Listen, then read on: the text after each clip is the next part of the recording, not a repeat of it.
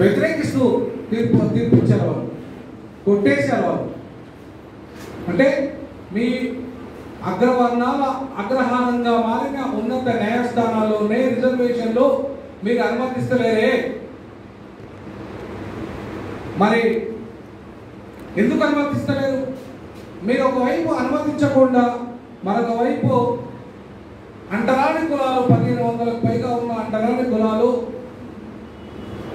అలాగే 720 షెడ్యూల్ తెగలు, వీళ్ళకు కూడా అన్టచబిలిటీ అనే ఒక క్రైటీరియా, ఒక వివక్షత ఈ దేశంలో ఉన్న కారణంగా సామాజిక రంగంలో, ఆర్థిక రంగంలో, రాజకీయ రంగంలో, విద్యా రంగంలో, ఉద్యోగ రంగంలో, సంపదలో, అధికారంలో, పరిశ్రమల్లో, ప్రైవేట్ రంగంలో, సినిమా రంగంలో, అన్ని రంగాల్లో ఈ కుల వివక్షత కారణంగా వెనుకకు నెట్టివేయబడ్డ, వేల సంవత్సరాలుగా వెనుకకు నెట్టివేయబడ్డ ఈ అంటరాని కులాలు అగ్రవర్ణ పేదలతో సమానం అనే క్రిమిలేయర్ జడ్జిమెంట్ను మీరు ఏ రకంగా ఇస్తారు?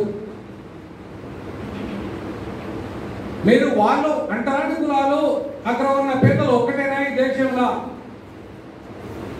మరి ఒకటైతే మరి వాళ్ళతో సమానంగా ఈ రోజు వరకు కూడా మేము కూర్చునే పరిస్థితి లేదా ఈ దేశంలో?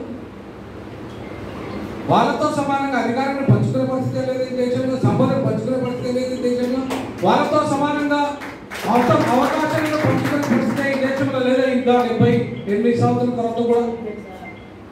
మరి మీరు అంటే ఒకవైపు మీ సుప్రీంకోర్టు న్యాయ వ్యవస్థలోనే బీసీ ఎస్సీ ఎస్టీలకు అన్యాయం చేస్తూ, రానివ్వకుండా రిజర్వేషన్ వ్యతిరేకిస్తూ, మరొక వైపు ఈ వర్గాల్లో క్రిమిలేయర్ పెట్టచ్చు, వర్గీకరణ చేయొచ్చు అని చెప్పారు.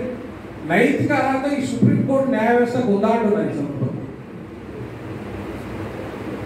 ఈ సుప్రీంకోర్టు న్యాయ వ్యవస్థకు ఉందా? ముందు వర్గీకరణ స్టార్ట్ కావాల్సింది ఎక్కడికి వెళ్ళి? సుప్రీంకోర్టు నుండి మాత్రమే స్టార్ట్ కావాలి. ముందు రిజర్వేషన్ల వ్యవస్థ అమలు ఎక్కడికి వెళ్ళి స్టార్ట్ కావాలి? ఏ దేశాన్ని అయితే న్యాయాన్ని రక్షించాల్సిన ఉన్నత న్యాయస్థానాలు ఉన్నాయో, ఏ దేశంలోనైతే వేల సంవత్సరాలుగా అనగారిన వర్గాలకు న్యాయం చేసే ఒక న్యాయ వ్యవస్థ ఉందో ఈ దేశంలో, ఆ దేశం ఆ ఉన్నత న్యాయస్థానంలో రిజర్వేషన్లు అనుమతించే ఈ సుప్రీంకోర్టుకు అసలు రిజర్వేషన్ గురించి మాట్లాడే నైతిక అర్హత ఉందని నేనైతే భావించండి.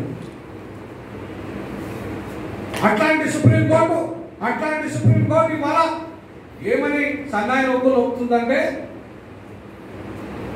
షెడ్యూల్ కులాలు, షెడ్యూల్ తెగలు ఒకటి కాదని చెప్తున్నది. ఎస్, కులపరంగా ఒకటి కాదు. మీరు కూడా బ్రాహ్మణులు, మీ అగ్రవర్ణాలు ఒకటి కాదు. మీ దాంట్లో కూడా చాలా ఉన్నాయి.